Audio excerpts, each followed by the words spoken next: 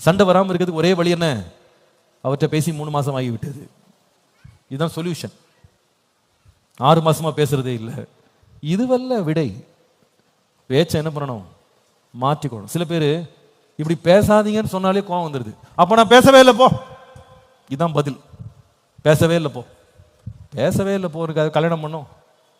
அதுக்கு நம்ம சன்னியாசியா வாழ்ந்துருக்கலாமே. பேசுறதுக்காக தான் குடும்பம்.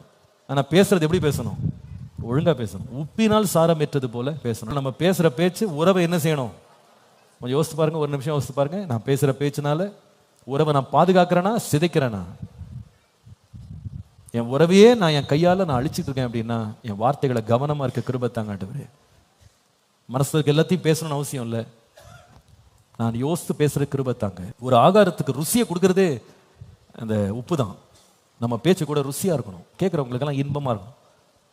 நீங்க பேச ஆரம்பிச்ச உடனே கணவன் சொல்லணும்ப்பா நீ பேசிட்டே இருப்பா, பேசினா நீ நேரமே போற தெரியல, அவ்வளோ இன்பமா இருக்குன்னு அவர் மறந்து உட்காந்துருக்கணும்.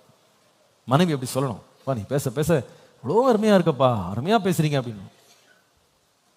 நம்மளை பார்த்து சொல்லக்கூடாது கொஞ்ச நேரம் வாய மூடுறியா அப்படின்னு சொல்லக்கூடாது.